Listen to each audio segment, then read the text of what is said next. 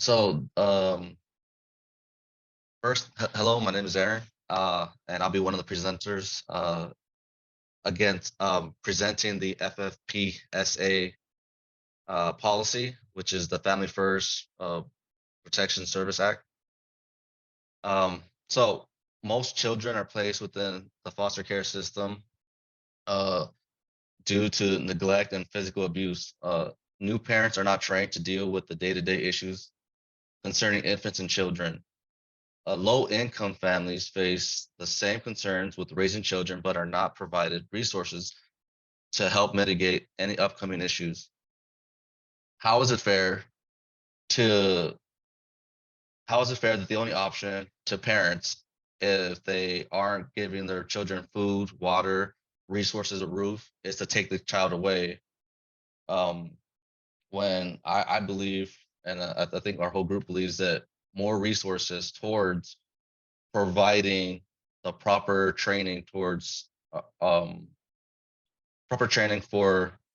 parents to help their children would be better used in the community. Um, and if I, so here's a slide of how many children are actually placed, or the length of children that are placed within a foster care system. And it's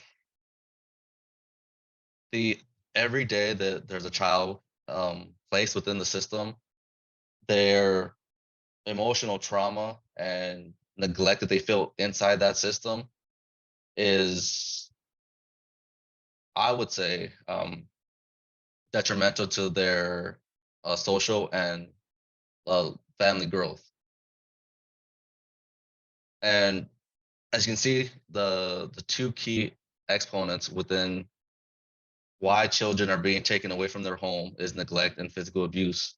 But if we are able to provide parents the proper tools to help take care of their children and provide better resources within the foster care system itself, I believe this number would significantly decrease.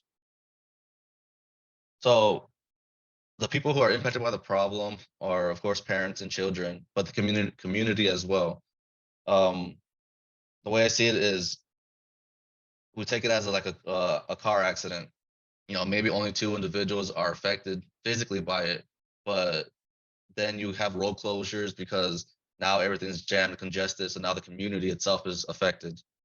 Um, and the way that we can change the people who have the power to change the problem are social workers, community leaders such as uh, religious spokespersons, and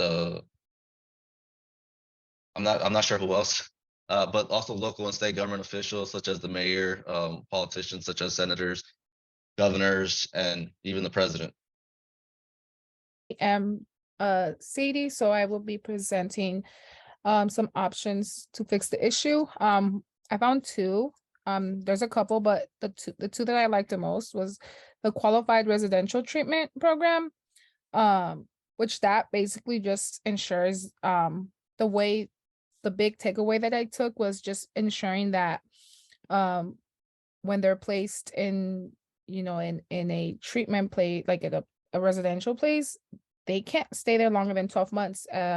As you know, children who are in foster care uh, can sometimes be more exposed to being, sexual traffic, things like that. So it's just like, I see it as a safety for them to ensure that, they'll be able to get out and be placed in a place, like have that family interaction.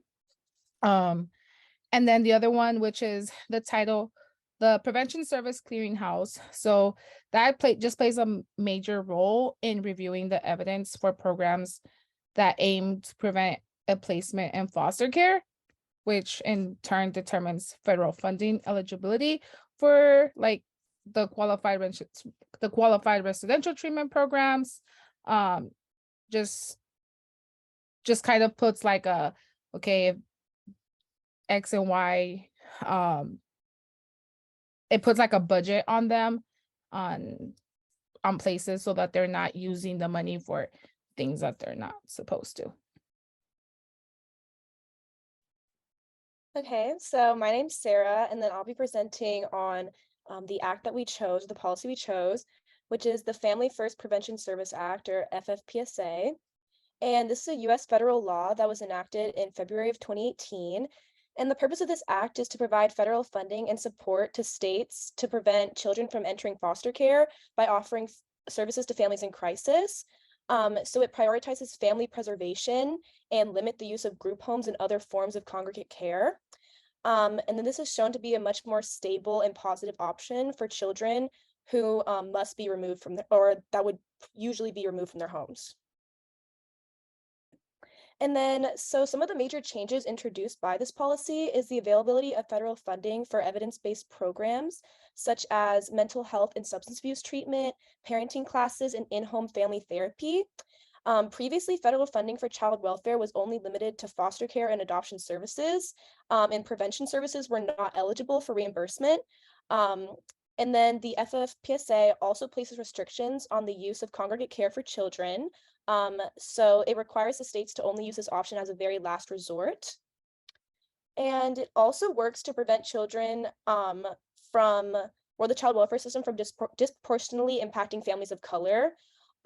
So some of the elements that the law uses to address this is by mandating the states to collect and report data on race and ethnicity so that we can see if there's a disparity in the child welfare system. It also provides funding for the development and implementation of evidence-based and culturally appropriate programs. So the use of like classes for social workers to get more in tuned. And then it also encourages the use of family-centered and trauma-enforced approaches in child welfare, which is more effective with families of color.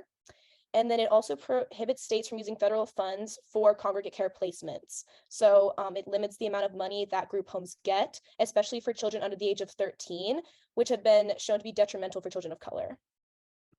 And then, well, like the good and the bad, the pros, it's what I found was it's some believe, it's the first steps, it's baby steps into finding, creating a bigger bill to ensure the safety of the kids and like ensuring that it's family first.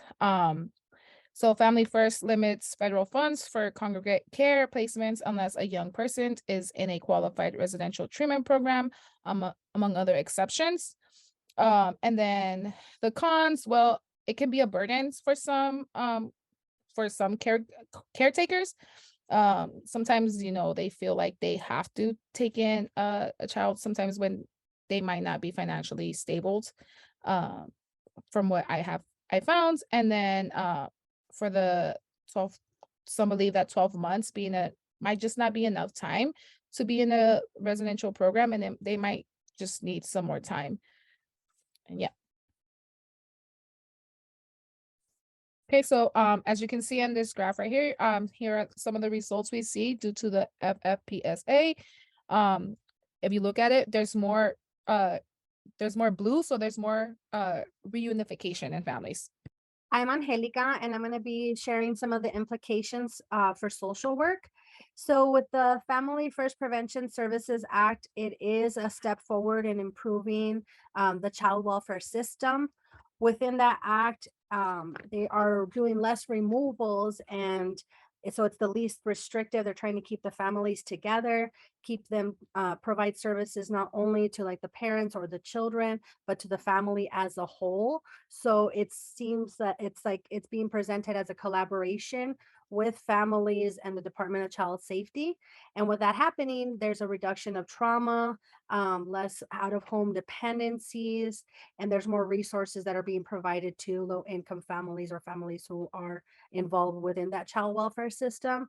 As social workers, some of the things we should be doing is advocating for ongoing change, ongoing progression within the child welfare system, advocating for more services, for more effective evidence-based practices, contributing to research, mediating, helping advocate for the families that we're working with or service providers that we're working with, and educating not only the clients that we may work with as social workers, but educating the community not just within the child welfare system, but just as some of the things that as social workers that we go into our careers want to be able to make change within. And also, as social workers, if we can contribute to research and evidence-based practices.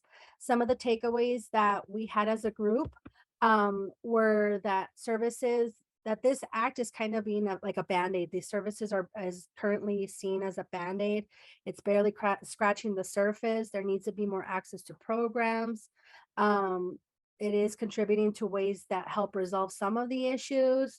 And then some of the things we learned were about the QRTPs, the statistics, and some of the things that surprised some of us was that it took until 2020 for the act to fall into place. And it's a part of a bigger bill.